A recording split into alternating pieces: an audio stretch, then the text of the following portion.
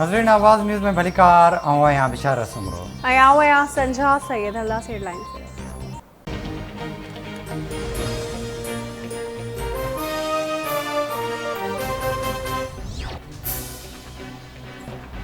वज़ीर-ए-आज़म शहबाज शरीफ जी सदारत हेठि हुकूमती इत्तेहादी जमायतुनि जो अहम इजलास अॼु थींदो। हुकूमती इत्तेहादी जमायतुनि जे इजलास में मुल्क जी मौजूदा सियासी सूरत-हाल ते गौर थींदो। इजलास में IMF सां ॻाल्हियुनि ऐं इमरान ख़ान जे ऐलानिया लॉन्ग मार्च ते वीचारियो वेंदो। हुकूमती इत्तेहादी जमायतुनि जे इजलास में अहम फ़ैसिलनि जो इम्कान।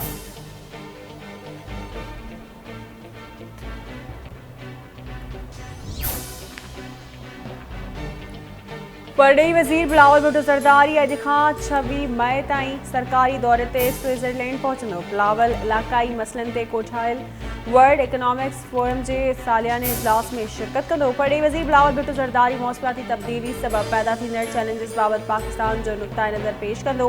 बिलावल भुट्टो ज़रदारी जूं दौरे दौरान मुख़्तलिफ़ मुल्कनि जे परडेही वज़ीरनि सां मुलाक़ातूं थियल।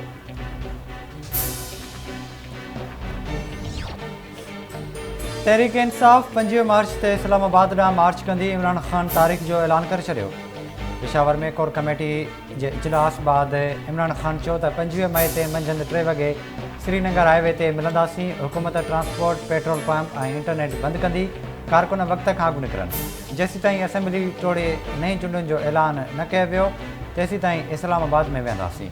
फ़ौज खे चवां थो त उहा न्यूट्रल रही आहे त न्यूट्रल ई रहे। ब्यूरोक्रेसी ऐं पुलिस मार्च में रंडक विधी त कार्रवाई कई वेंदी।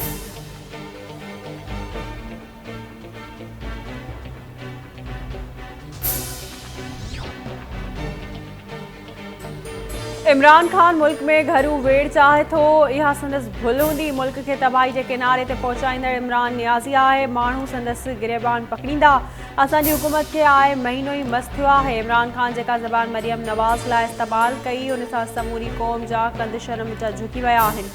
वज़ीर-ए-आज़म शहबाज शरीफ जो लाहौर में मीडिया सां ॻाल्हियूं। संदसि चवणु आहे त इमरान ख़ान 3.5 साल रुॻो इंतकामी कार्रवायूं कयूं। नैब खे इस्तेमालु करण बावजूदि असांजे ख़िलाफ़ टके जी करप्शन साबित न करे सघियो।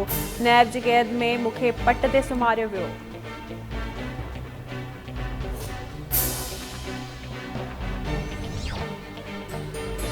सिंध जे इतलात वारे वज़ीर शर्जील इनाम मेमण चयो आहे त इमरान ख़ान मुल्क में डफेड़ पखिड़ण जी साज़िश करे रहियो आहे।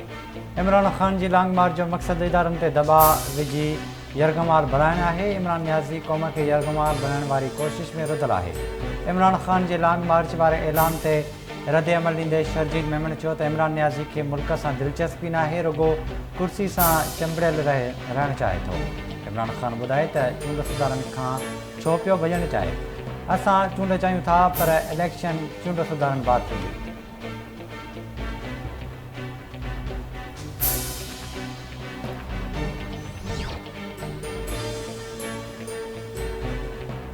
इदारा ताक़तवर हुअण जो अहसास न ॾियारीनि। हुकूमत पंहिंजो मुद्दो पूरो कंदी। मुल्क हिन वक़्तु ॾुखे वक़्त में आहे। सियासतदान ऐं समूरे इदारनि खे गरियल किरदारु अदा करणु घुरिजे। इमरान ख़ान जे लॉन्ग मार्च जी का हैसियत न आहे। जेके असां लॉन्ग मार्च कया कंहिंखे बि ताक़त ई न आहे त अहिड़ा लॉन्ग मार्च करे ॾेखारे। छा ही इस्लामाबाद में मखियूं मारण लाइ वेंदा? PDM सरबराह मौलाना फज़ल रहमान जो पेशावर में क़बाइली जिरगे ऐं वापारियुनि खे ख़िताब।